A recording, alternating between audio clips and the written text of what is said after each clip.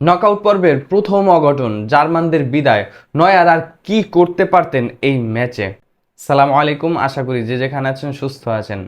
চারবারের বিশ্ব champion German অবশেষে লাতিন ফুটবলের কাছেই ধরা খেলো এই বিশ্বকাপে এসেও। ম্যানুয়েল নয়্যার কি দানবীয় সেফ, এর পরেও দলটাকে বাঁচাতে পারলেন না। নিজের দলের টিমমেটের পেনাল্টি মিসে সেই স্বপ্নটা, জার্মানদের আরও একবার বিশ্বকাপ জয়ের যেই স্বপ্ন, ব্রাজিলকে ছুঁয়ে দেখা, 5বারের বিশ্ব চ্যাম্পিয়নের সমতায় যাওয়া, সেই স্বপ্নটা ম্যানুয়েল নয়্যারেরও শেষ হয়ে যায়। এই ম্যাচটা অনেকটা প্রতিচ্ছবি ব্রাজিলের ম্যাচটার। রাতের সেই ম্যাচ এই ম্যাচেও অনেকে মনে করতে পারেন, কেননা ব্রাজিলও কিন্তু পিছিয়ে পড়ে। প্রথম হাফ টাইমে লিডটা ধরে রাখে জাপান। এই ম্যাচেও প্যারাগুয়ে প্রথম হাফে লিডটা ধরে রেখেছিল। 42 মিনিটে পাওয়া সেই লিড প্যারাগুয়ে প্রথম হাফে 1-0 সেই স্কোর লাইন নিয়েই হাফ টাইমে যায়। জার্মান কামব্যাক করবে কিনা ব্রাজিলের মতোই সেই সম্ভাবনা যখন জাগে, ঠিকই 54তম মিনিটে গিয়ে জার্মান কামব্যাক করলো, কিন্তু ফাইনালি সেলেসাওদের মতো আরেকটা স্কোর করে এক্সট্রা টাইম আটকাতে পারলো না, কিংবা শেষমেশ পেনাল্টি শুটআউটেও তারা সেই জয়টা নিশ্চিত করতে পারলো না।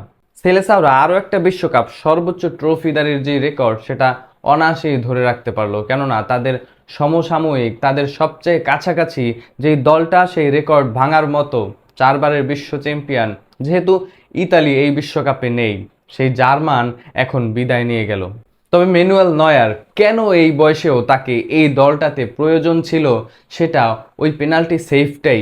এমন একটা চাপের মুহূর্তে যখন এই সেভটা তিনি এনে দিলেন, জার্মান কামব্যাক কিংবা এই ম্যাচটা বের করার একদম সমূহ সম্ভাবনা জাগে, কিন্তু শেষমেশ তার টিমমেটের কারণেই জার্মান সেই জয়টা পেল না। তবে জার্মানি এই দলটা সবসময় যে অল আউট টিম অ্যাটাকে যায়, সেটা এই ম্যাচেও প্রুভড, কেননা 76% বল দখল এবং 6টা শট অন টার্গেট। যদিও এখানে নয়্যারও 2টা বল সেভ করেছে। তবে ফাইনালি প্যারাগুয়ে আন্ডারডগ দলটাই জার্মানকে আটকে দিয়েছে এই ম্যাচেও।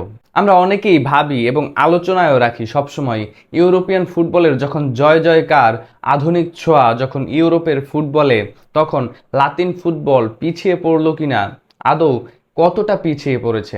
লাতিন ফুটবলরাই কিন্তু এখনও ইউরোপিয়ান দলগুলোকে চোখ রাঙানি দেয়। লাতিন ফুটবলের ছোট দলগুলো যখন ইউরোপের জায়ান্ট দলগুলো আটকে দেয়, তখন লাতিন ফুটবল কি পিছিয়ে পড়েছে, এই কথাটা আদৌ চায়ের আড্ডায় জমে ওঠে? প্যারাগুয়ে সেই জিনিসটাই প্রমাণ করলো, লাতিন ফুটবল এখনো হারিয়ে যায়নি। লাতিন ফুটবলের সেই টেকনিক, ট্যাকটিক্স কিছুই আসলে সেকেলে হয়ে যায়নি। ফুটবলের ঐতিহ্য লাতিনরা এখনো ধরে রেখেছে।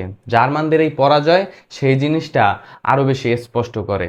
তবে এই বিশ্বকাপে নকআউট পর্বের প্রথম অঘটন, জার্মানের এই বিদায়, ফুটবলের সৌন্দর্যটা একটু হলেও কি কমে গেল নাকি? আপনার কি মনে হয়? নিশ্চয়ই আপনার মূল্যবান মন্তব্য কমেন্ট বক্সে জানাবেন।